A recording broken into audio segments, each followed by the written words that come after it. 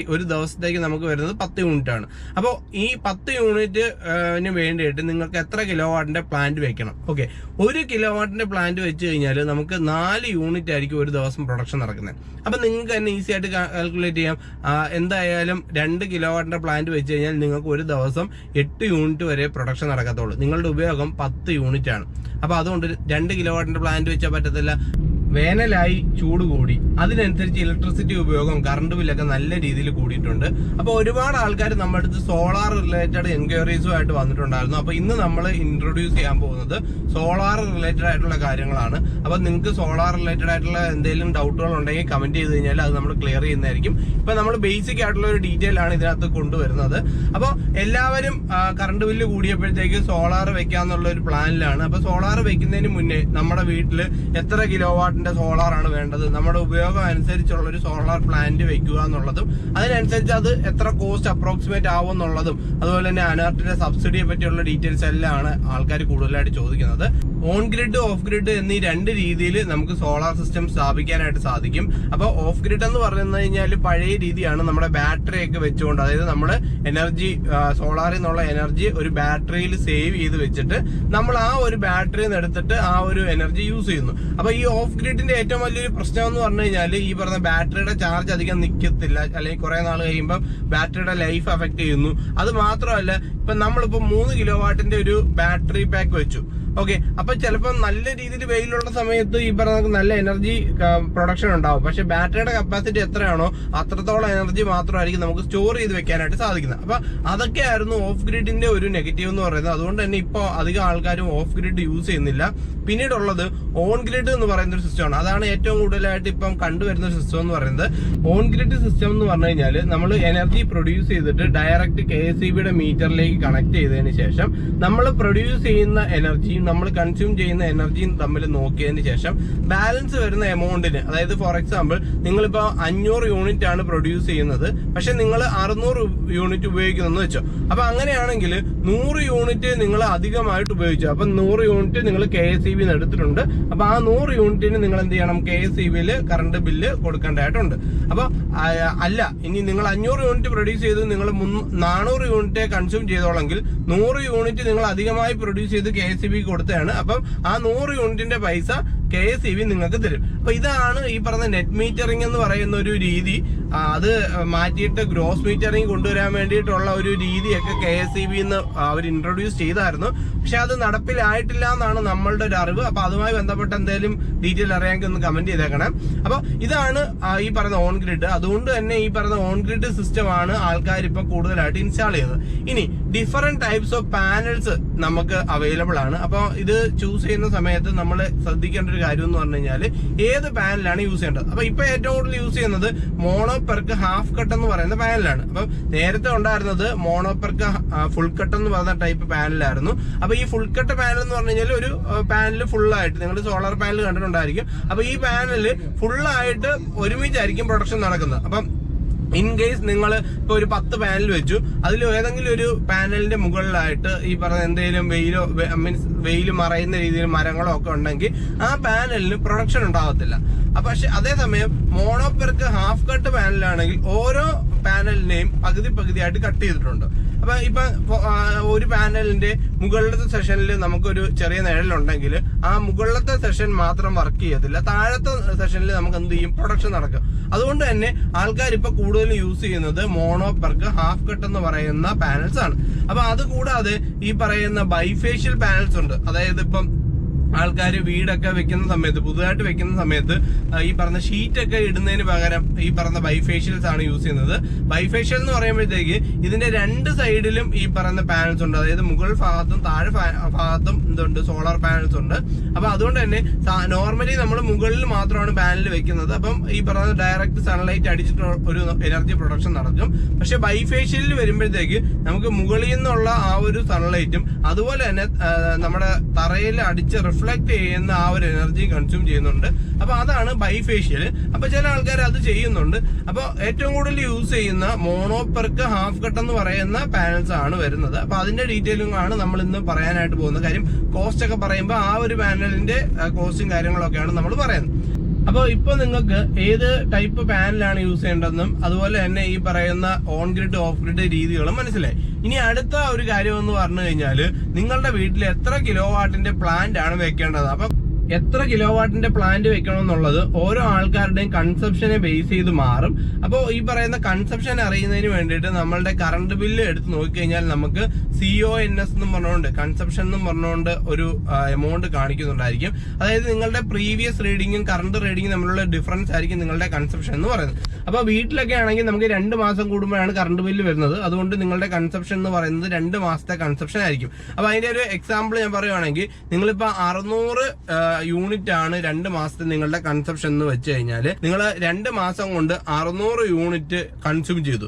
That means 60 ദിവസം കൊണ്ട് നിങ്ങൾ 600 യൂണിറ്റ് ആണ് എന്ത് ചെയ്തത്, കൺസ്യൂം ചെയ്തത്. അപ്പൊ അങ്ങനെയാണെങ്കിൽ നമ്മൾ ഇതിനെ 60 കൊണ്ട് ഡിവൈഡ് ചെയ്യുമ്പോൾ, കാര്യം 2 മാസമാണ്, 60 ദിവസത്തെയാണ് നിങ്ങളുടെ 600 യൂണിറ്റ് എന്ന് പറയുന്നത്. അപ്പൊ നമ്മൾ 60 ദിവസം ആയതുകൊണ്ട് തന്നെ 600 കൊണ്ട് ഡിവൈഡ് ചെയ്തപ്പോൾ ഒരു ദിവസത്തെ നിങ്ങളുടെ ഉപയോഗം 10 യൂണിറ്റ് ആണെന്ന് കണ്ടു. അതായത് ഇതൊരു ആവറേജ് ആണ് ഞാൻ പറയുന്നത്. അതായത് ഒരു ദിവസം 10 യൂണിറ്റ് വെച്ച് 60 ദിവസമായപ്പോൾ നിങ്ങൾ 600 യൂണിറ്റ് ഉപയോഗിച്ചു.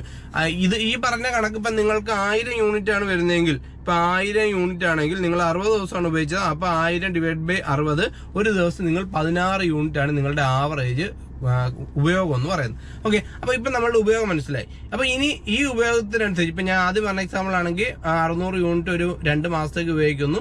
അപ്പൊ അതുകൊണ്ട് തന്നെ ഈ പറയുന്ന ഒരു ദിവസത്തേക്ക് നമുക്ക് വരുന്നത് 10 യൂണിറ്റ് ആണ്. അപ്പോൾ ഈ 10 യൂണിറ്റിന് വേണ്ടിയിട്ട് നിങ്ങൾക്ക് എത്ര കിലോ വാട്ടിന്റെ പ്ലാന്റ് വെക്കണം? ഓക്കെ, 1 കിലോ വാട്ടിന്റെ പ്ലാന്റ് വെച്ച് കഴിഞ്ഞാൽ നമുക്ക് 4 യൂണിറ്റ് ആയിരിക്കും ഒരു ദിവസം പ്രൊഡക്ഷൻ നടക്കുന്നത്. അപ്പൊ നിങ്ങൾക്ക് തന്നെ ഈസി ആയിട്ട് കാൽക്കുലേറ്റ് ചെയ്യാം. എന്തായാലും 2 കിലോ വാട്ടിന്റെ പ്ലാന്റ് വെച്ച് കഴിഞ്ഞാൽ നിങ്ങൾക്ക് ഒരു ദിവസം 8 യൂണിറ്റ് വരെ പ്രൊഡക്ഷൻ നടക്കത്തുള്ളൂ. നിങ്ങളുടെ ഉപയോഗം 10 യൂണിറ്റ് ആണ്. അപ്പൊ അതുകൊണ്ട് 2 കിലോ വാട്ടിന്റെ പ്ലാന്റ് വെച്ചാൽ പറ്റത്തില്ല. 3 കിലോ വാട്ടിന്റെ പ്ലാന്റ് വെക്കുമ്പോഴോ 3 കിലോ വാട്ടിന്റെ പ്ലാന്റ് വയ്ക്കും 3 × 4, അതായത് 12 യൂണിറ്റ് നിങ്ങൾക്ക് പ്രൊഡക്ഷൻ നടക്കും. നിങ്ങൾക്ക് 10 യൂണിറ്റേ ഉള്ളൂ. അപ്പൊ നിങ്ങൾ ഈ പറയുന്ന ഇതേ രീതിയിലുള്ള ഒരു കൺസെപ്ഷൻ ഉള്ള ഒരു വ്യക്തിയാണെങ്കിൽ നിങ്ങൾ എത്ര കിലോ വാട്ട് വെക്കണം? 3 കിലോ വാട്ട് വെക്കണം. ഓക്കെ, അപ്പൊ ഇനി നിങ്ങളുടെ കൺസപ്ഷൻ കൂടുതലാണെങ്കിൽ, ഞാൻ നേരത്തെ പറഞ്ഞതുപോലെ തന്നെ ഒരു 1000 അല്ലെങ്കിൽ 1100 കൺസപ്ഷൻ ഉള്ള ഒരു വ്യക്തിയാണെങ്കിൽ നമ്മൾ ഒരു ദിവസത്തെ കൺസപ്ഷൻ നോക്കുമ്പോൾ ഏകദേശം 18 യൂണിറ്റോളം വരും. ഓക്കെ, അപ്പൊ 18 യൂണിറ്റ് ഒരു ദിവസം കൺസപ്ഷൻ ഉള്ള ഒരു വ്യക്തി ഈ പറയുന്ന 3 കിലോ വാട്ടിന്റെ ഒരു പ്ലാന്റ് വെച്ച് കഴിഞ്ഞാൽ ഒരു കാരണവശാലും അയാൾക്ക് എന്ത് നടക്കത്തില്ല, അയാളുടെ ഉപയോഗം നടക്കത്തില്ല. അതിന് ഉപയോഗം നടക്കും. നിങ്ങളിപ്പം അധികമായി ഉപയോഗിക്കുന്നതിന് നിങ്ങൾക്ക് കറണ്ട് ബില്ല് വരും. അപ്പൊ നമ്മൾ സോളാർ വെച്ചിട്ട് വീണ്ടും കറണ്ട് ബില്ല് വരിക എന്ന് പറയുന്നത് ശരിയുള്ള കാര്യമല്ലോ. അപ്പൊ ആവറേജ് ഒരു ദിവസം 18 യൂണിറ്റ് ഉപയോഗിക്കുന്ന ഒരാള് മിനിമം ഒരു 5 കിലോ വാട്ട് വെക്കണം. 5 കിലോ വാട്ട് വെക്കുമ്പോഴത്തേക്ക് അയാളുടെ ഉപയോഗം ഈ പറയുന്ന 20 യൂണിറ്റും അയാളുടെ കൺസപ്ഷൻ 18 യൂണിറ്റും ആയിരിക്കും. അപ്പൊ അധികമായി അയാൾ 2 യൂണിറ്റ് ഒരു ദിവസം വെച്ച് പ്രൊഡ്യൂസ് ചെയ്യുന്നുണ്ട്. ഇപ്പൊ വേണ്ട എങ്കിൽ നിങ്ങൾക്ക് നിങ്ങൾക്ക് ഒരു കാൽക്കുലേഷൻ മനസ്സിലായല്ലോ. അപ്പൊ അതിനനുസരിച്ചുള്ളൊരു പ്ലാന്റ് ആണ് നിങ്ങൾ വെക്കേണ്ടത്. അപ്പൊ നിങ്ങളുടെ ഒരു ഉപയോഗം എത്രയാണോ, പിന്നെ ഉപയോഗം എന്ന് പറയുന്നത് മാറും. കാര്യം വേനൽക്കാലം ആകുമ്പോൾ കുറച്ചുകൂടെ അധികം വരും. അപ്പം ജസ്റ്റ് തൊട്ട് മുന്നത്തെ പ്രീവിയസ് റീഡിങ് നോക്കി കഴിഞ്ഞാൽ നിങ്ങൾക്ക് ഈ ഒരു എത്ര കിലോ വാട്ടിന്റെ പ്ലാന്റ് വെക്കണം എന്നുള്ള കാര്യം ക്ലിയർ ആവും. അപ്പോൾ നമ്മൾ ഇതുപോലെ ഓരോ ആൾക്കാരുടെ അടുത്ത് കൺസൾട്ട് ചെയ്തിട്ടാണ് ഈ ഡീറ്റെയിൽസ് എല്ലാം എടുക്കുന്നത്. അപ്പോൾ ആവറേജ് ഒരു കിലോ വാട്ടിൽ നമുക്ക് 4 to 5 യൂണിറ്റ്സ് ആണ് ഒരു കിലോ വാട്ടിൽ പ്രൊഡ്യൂസ് ചെയ്യാവുന്നത്. അപ്പോൾ ഒബ്വിയസ്ലി ഈ പറഞ്ഞ 2 കിലോ വാട്ടിന്റെ പ്ലാന്റ് വെക്കുമ്പോഴത്തേക്ക് 8 to 10 കിലോ വാട്ട് ആയിരിക്കും, 8 to 10 യൂണിറ്റ് ആയിരിക്കും പ്രൊഡ്യൂസ് ചെയ്യുന്നത്. അപ്പൊ ഇതാണ് ഈ പറയുന്നത്. അപ്പൊ ഇത് വെച്ചിട്ട് എന്റെ ഒരു ഇത് വെച്ചിട്ട് പറയുവാണെങ്കിൽ ഒരു ദിവസം 10 യൂണിറ്റ് ഒക്കെ പ്രൊഡ്യൂസ് ചെയ്യുന്ന ഒരാള് ഈ പറയുന്ന എങ്ങനെയൊക്കെ പോയാലും ഒരു 3 കിലോ വാട്ടിന്റെ പ്ലാന്റ് വെച്ച് കഴിഞ്ഞാൽ അയാൾ സേഫ് ആണ്. കാര്യം നമ്മൾ ഈ പറയുന്ന സോളാർ ഒക്കെ വെച്ച് കഴിഞ്ഞാൽ നമ്മുടെ ഉപയോഗം കൂടത്തേ ഉള്ളൂ. ഓക്കെ, കാര്യം എന്ന് പറഞ്ഞു കഴിഞ്ഞാൽ നമുക്ക് കുറച്ചുകൂടെ ഹീറ്റർ, പിന്നെ അതുപോലെ തന്നെ ഇപ്പം മിക്സി അങ്ങനെയുള്ള കൺസപ്ഷൻ ഒക്കെ കൂടും. അത് മാത്രമല്ല ഗ്യാസിനൊക്കെ പകരം ആൾക്കാർ കൂടുതലും ഈ പറയുന്ന നമ്മുടെ ഇൻഡക്ഷൻ കുക്കറുകൾ യൂസ് ചെയ്യുന്നുണ്ട്. അതുപോലെ തന്നെ മൈക്രോവേവ് ഓവൻസ് യൂസ് ചെയ്യുന്നുണ്ട്, എയർ ഫ്രയർ യൂസ് ചെയ്യുന്നുണ്ട്. അപ്പൊ നമ്മുടെ സ്വാഭാവികമായിട്ട് നമ്മളുടെ കണക്ഷൻസും കാര്യങ്ങളൊക്കെ കൂടും. അപ്പൊ അതുപോലെ തന്നെ ഈ പറയുന്ന ഗ്യാസ് കണക്ഷൻസിന്റെ ഒക്കെ ആ ഒരു റേറ്റ് ഒക്കെ നമുക്ക് കുറയ്ക്കാനായിട്ട് സാധിക്കും. അപ്പം നമുക്ക് എപ്പോഴും നമ്മൾ ഇപ്പം ഉപയോഗിച്ചുകൊണ്ടിരിക്കുന്നതിനേക്കാൾ ഒരു പോയിന്റ് അധികം എടുക്കുന്നതായിരിക്കും ബെറ്റർ എന്നാണ് എനിക്ക് തോന്നുന്നത്. അപ്പൊ അതാണ് എത്ര കിലോ വാട്ടിന്റെ പ്ലാന്റ് വെക്കണമെന്നുള്ളതിന് നമ്മളുടെ ഒരു ആൻസർ. അപ്പൊ നിങ്ങൾക്ക് ആ ഒരു പാർട്ട് ക്ലിയർ ആയെന്ന് വിശ്വസിക്കുന്നു. അപ്പോൾ ഇനി അടുത്തൊരു പാർട്ട് എന്ന് പറഞ്ഞു കഴിഞ്ഞാൽ ഇതിന്റെ കോസ്റ്റ് ആണ്. അപ്പോൾ ഒരുപാട് ആൾക്കാർ ചോദിക്കുന്ന ഒരു ചോദ്യമാണ് ഈ പറയുന്ന സോളാർ പാനൽ വെച്ച് കഴിഞ്ഞാൽ ലാഭകരമാണോ എന്നുള്ളത്. അപ്പോൾ അത് ലാഭകരമാണോ ഇല്ലെന്നുള്ള കാര്യമൊക്കെ നിങ്ങൾ നോക്കുക, അത് നിങ്ങളുടെ ഒരു കാൽക്കുലേഷൻ ആണ്. ഓരോ ആൾക്കാരുടെയും ചിന്താഗതിയൊക്കെ ഡിഫറൻ്റ് ആണ്. അപ്പോൾ ഇത് 25 വർഷത്തേക്ക് നമുക്ക് കമ്പനി വാറന്റി തരുന്നുണ്ട്. അപ്പോൾ ഏതൊരു സാധനം ആയാലും അതിന്റെ വാറന്റി പറഞ്ഞു കഴിഞ്ഞാലും ആ ഒരു വാറന്റി പീരീഡ് കഴിഞ്ഞാലും നമുക്ക് ഉപയോഗിക്കാനായിട്ട് പറ്റും. അപ്പം ഒരു സോളാർ പാനൽ നമ്മൾ ഇൻസ്റ്റാൾ ചെയ്ത് കഴിഞ്ഞാൽ 25 വർഷം എന്ത് പ്രശ്നം ഉണ്ടെങ്കിലും നമുക്ക് അത് വാറന്റി ഉണ്ട്. പക്ഷെ അത് കഴിഞ്ഞിട്ട് ആയാലും നമുക്ക് പ്രൊഡക്ഷനും കാര്യങ്ങളൊക്കെ നടക്കും. അപ്പോൾ ഒരു ആക്ച്വലി നമ്മളിതൊരു 30-35 കൊല്ലത്തേക്കുള്ള ഒരു ഇൻവെസ്റ്റ്മെന്റ് ആണ്. അപ്പൊ നമ്മൾ ഈ ഇൻവെസ്റ്റ് ചെയ്യുന്ന പൈസ കൊണ്ടുള്ള ഉപയോഗം നമുക്ക് അത്രയും കൊല്ലത്തേക്ക് നമുക്ക് കിട്ടുന്നുണ്ട്. അപ്പൊ നമ്മൾ ഇപ്പൊ ചെറിയ രീതിയിൽ പിന്നെ എനർജിയൊക്കെ ഉപയോഗിക്കുന്ന ആൾക്കാർ സോളാർ പാനൽ വെക്കണമെന്ന് ഞാൻ പറയത്തില്ല. പക്ഷെ ഒരുവിധം നല്ല രീതിയിൽ, പ്രത്യേകിച്ച് നമ്മൾ ഈ ഒരു കണ്ടന്റ് ചെയ്യുന്നത് ഈ പറയുന്ന ഇലക്ട്രിക് കാർസ് ഉപയോഗിക്കുന്ന ആൾക്കാർ ഒരുപാട് കറണ്ട് ബില്ല് വരും എന്നുള്ളത് കൊണ്ടാണ് ഈ ഒരു വീഡിയോ ചെയ്യുന്നത് തന്നെ.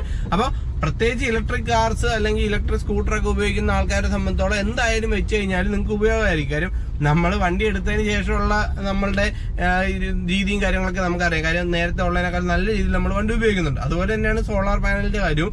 അപ്പോൾ നമുക്ക് നല്ല രീതിയിൽ ഈ പറയുന്ന ആദ്യം ഒരു ഇനീഷ്യൽ ഇൻവെസ്റ്റ്മെന്റ് കൂടുതലാണ്, പക്ഷെ നല്ല രീതിയിൽ നമുക്ക് മുന്നോട്ടൊരു ലൈഫ് നല്ല രീതിയിൽ കൊണ്ടുപോകാൻ പറ്റുമെന്ന് എനിക്ക് തോന്നുന്നുണ്ട്. കാര്യം എവിടെ പോകണമെങ്കിലും നമുക്ക് കാർ ധൈര്യമായിട്ട് എടുത്തുകൊണ്ട് പോവാം. അതുപോലെ തന്നെയാണ് ഈ പറയുന്ന കണക്ക് കറണ്ട് ബില്ല് എത്ര വരുമെന്ന് പേടിക്കാതെ തന്നെ നമുക്ക് AC ഒക്കെ ഇട്ട് സുഖമായിട്ടിരിക്കാനായിട്ട് പറ്റും. നിങ്ങൾക്ക് ലാഭകരമാണെന്ന് തോന്നുവാണെങ്കിൽ ഈ പറയുന്ന ഇപ്പം തന്നെയാണ് ഏറ്റവും ബെസ്റ്റ് ടൈം എന്ന് പറയുന്നത്. കാര്യം എന്ന് പറഞ്ഞു കഴിഞ്ഞാൽ ഇപ്പൊ വേനൽക്കാലമാണ്, നമ്മളുടെ എനർജി കൺസംപ്ഷൻ കൂടുതലാണ്. അത് മാത്രമല്ല MNREയുടെ ഒക്കെ സബ്സിഡി ഒക്കെ നമുക്ക് ഒരുപാട് കിട്ടുന്നുണ്ട്. അപ്പൊ ആ ഒരു സബ്സിഡിയുടെ കാര്യം കൂടെ നമ്മളിപ്പം ജസ്റ്റ് ഒന്ന് പറയാം. സബ്സിഡി എമൗണ്ട് എന്ന് പറയുന്നത് 2 കിലോ വാട്ടിന് 48,000 രൂപയും 3 കിലോ വാട്ട് മുതൽ 10 കിലോ വാട്ട് വരെ 78,000 രൂപയാണ് സബ്സിഡി കിട്ടുന്നത്. അപ്പൊ ഇനി എന്താണ് സബ്സിഡി എന്ന് അറിയാൻ വയ്യാത്ത ആൾക്കാർക്ക് വേണ്ടിയിട്ട് ഒന്ന് പറയാം. അതായത് നമ്മളൊരു പ്ലാന്റ് ഇൻസ്റ്റാൾ ചെയ്ത് കഴിഞ്ഞാൽ, ഇപ്പം നിങ്ങൾ 3 കിലോ വാട്ടിന്റെ പ്ലാന്റ് ആണ് ഇൻസ്റ്റാൾ ചെയ്യുന്നതെങ്കിൽ ടോട്ടൽ കോസ്റ്റിന്റെ 78,000 രൂപ, അതായത് 78,000 രൂപ നിങ്ങൾക്ക് ആര് തരും? ഈ പറയുന്ന ഗവൺമെന്റ് തരും. ഓക്കെ, അത് കേന്ദ്ര സർക്കാരിന്റെ ഒരു പദ്ധതിയാണ്. അപ്പൊ ഇപ്പോഴ് ചിലപ്പം കഴിഞ്ഞ തവണ ആ ഒരു പദ്ധതിയുടെ ആ ഒരു ടൈം പീരീഡ് ഒക്കെ സ്റ്റോപ്പ് ചെയ്യാൻ പോകുന്നൊക്കെ ഒരു വാർത്ത കേട്ടായിരുന്നു. പിന്നെ അത് എക്സ്റ്റെൻഡ് ചെയ്തിട്ടുണ്ടായിരുന്നു. അപ്പൊ അതുകൊണ്ട് ഒരു ബെസ്റ്റ് ടൈം തന്നെയാണ് ഇപ്പോ. ഇനി ഞാൻ ഇതിന്റെ റേറ്റും കാര്യങ്ങളൊക്കെ പറയാം. അപ്പം നമ്മൾ ഈ ഒരു റേറ്റ് എടുത്തിരിക്കുന്നത് ഒരുവിധം നല്ല ക്വാളിറ്റി പ്രോഡക്റ്റ് വെച്ചിട്ട് യൂസ് ചെയ്യുന്ന ആ ഒരു പ്ലാന്റിന്റെ റേറ്റ് ആണ് ഞാൻ പറയുന്നത്. അപ്പൊ ഈ ഒരു റേറ്റിൽ താഴെയായിട്ട് നിങ്ങൾക്ക് ചിലപ്പോൾ ചെയ്യാനായിട്ട് സാധിക്കും. പക്ഷെ ചിലപ്പോൾ ക്വാളിറ്റിയിൽ എന്തെങ്കിലും ബുദ്ധിമുട്ടുകൾ വന്നേക്കാം.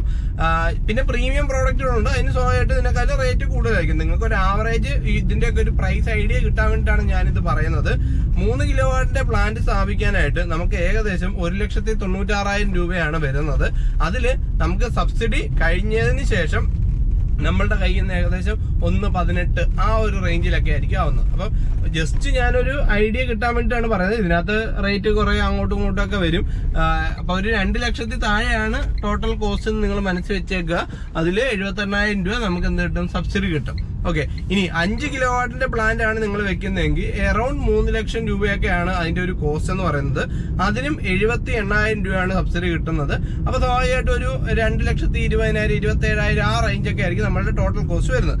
ഓക്കെ, ഇനി ഈ പറയുന്ന 2 കിലോ വാട്ടാണ് നിങ്ങൾ വെക്കുന്നതെങ്കിൽ അതിന്റെ ടോട്ടൽ കോസ്റ്റ് എന്ന് പറയുന്നത് 1,49,000 രൂപയാണ്. അതിന്റെ സബ്സിഡി വരുന്നത് ഏകദേശം അത് 60,000 രൂപ എന്നാണ് എനിക്ക് അറിയാൻ കഴിഞ്ഞത്.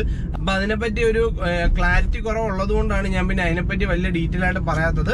അപ്പോൾ ഇതൊക്കെയാണ് ഒരുവിധം ഗുഡ് ക്വാളിറ്റി പ്രോഡക്റ്റ്. നമ്മൾ അനർട്ടിന്റെ കീഴിൽ എംപാനൽഡ് ആയിട്ടുള്ള ഒരു കമ്പനിയുടെ ഡീറ്റെയിൽ എടുത്തിട്ടാണ് ഇത് പറയുന്നത്. കാര്യം പലപ്പോഴും പല ആൾക്കാരെ ഈ പറഞ്ഞ ഭയങ്കരമായിട്ടുള്ള റേറ്റുകളൊക്കെ വാങ്ങിച്ച് പലരും പറ്റിക്കപ്പെടുന്നുണ്ട്. അപ്പൊ അതുകൊണ്ടാണ് നമ്മൾ ആ ഒരു റേറ്റ് ഭാഗം കൂടി ഇതിനകത്ത് ഇൻക്ലൂഡ് ചെയ്യുന്നത്. നിങ്ങൾക്ക് ആർക്കെങ്കിലും അനർട്ടിന്റെ കീഴിൽ എംപാനൽഡ് ആയിട്ടുള്ള ആ കമ്പനിയെ കൊണ്ട് ഇത് ചെയ്യണമെങ്കിൽ താഴെ കാണുന്ന നമ്പറിൽ കോൺടാക്ട് ചെയ്ത് കഴിഞ്ഞാൽ നിങ്ങൾക്ക് കൂടുതൽ ഡീറ്റെയിൽസ് കിട്ടുന്നതായിരിക്കും. അപ്പൊ നിങ്ങൾ ആര് വഴി ഇത് ചെയ്തു കഴിഞ്ഞാലും നിങ്ങൾ ഏതൊക്കെ പ്രോഡക്റ്റ് ആണ് യൂസ് ചെയ്യുന്നുള്ള ആ ഒരു പ്രോഡക്റ്റിന്റെ ക്വാളിറ്റിയും കാര്യങ്ങളൊക്കെ നോക്കിയിട്ട് വേണം ചെയ്യാൻ. അപ്പൊ ഈ സോളാർ പാനൽസ് ഒക്കെ ആണെങ്കിലും ഒരുപാട് കമ്പനീസിന്റെ ഉണ്ട്. ഇപ്പം വിക്രം, വാരി, പ്രീമിയർ, പാനാസോണിക്, വിഗാർഡ്, പിന്നെ ടാറ്റ പവർ, അങ്ങനെ ഒരുപാട് കമ്പനിയുടെ, അദാനി, അങ്ങനെ ഒരുപാട് കമ്പനിയുടെ ഉണ്ട്. അപ്പൊ പിന്നെ അതിൽ യൂസ് ചെയ്യുന്ന ഇൻവേർട്ടേഴ്സ് ആയാലും അങ്ങനെയുള്ള കാര്യങ്ങളെല്ലാം ഒരു നല്ല ക്വാളിറ്റി പ്രോഡക്റ്റുകൾ തന്നെ നോക്കണം. പിന്നെ ആ പ്രോഡക്റ്റുകളുടെ വാറന്റിയും കാര്യങ്ങളൊക്കെ നോക്കണം. അപ്പോൾ ഇതൊക്കെ ഇതൊക്കെയാണ് ഈ പറയുന്ന സോളാർ റിലേറ്റഡ് ആയിട്ടുള്ള ബേസിക് ആയിട്ടുള്ള കാര്യങ്ങൾ. അപ്പൊ നിങ്ങൾക്ക് ഈ ഒരു വീഡിയോ യൂസ്ഫുൾ ആണെന്ന് വിചാരിക്കുന്നു. സോളാർ റിലേറ്റഡ് നിങ്ങൾക്ക് എന്തെങ്കിലും ഡൗട്ട്സോ കാര്യങ്ങളോ ഉണ്ടെങ്കിൽ കമന്റ് ചെയ്ത് കഴിഞ്ഞാൽ നമുക്ക് അറിയാവുന്ന രീതിയിൽ അടുത്ത വീഡിയോയിൽ ക്ലിയർ ചെയ്യുന്നതായിരിക്കും. അപ്പോൾ EV റിലേറ്റഡ് ആയിട്ട് ഇനിയും വീഡിയോസ് ആയിട്ട് നമുക്ക് കാണാം. ഈ ഒരു വീഡിയോ യൂസ്ഫുൾ ആയിട്ടുണ്ടെങ്കിൽ നിങ്ങളുടെ സപ്പോർട്ട് കമന്റ് ആയിട്ട് ലൈക്ക് ആയിട്ടൊക്കെ ഒന്ന് ചെയ്യണം. അപ്പൊ EV റിലേറ്റഡ് ആയിട്ടുള്ള പുതിയൊരു വീഡിയോ ആയിട്ട് വരുന്നവര് bye from EV TRIPS and tips.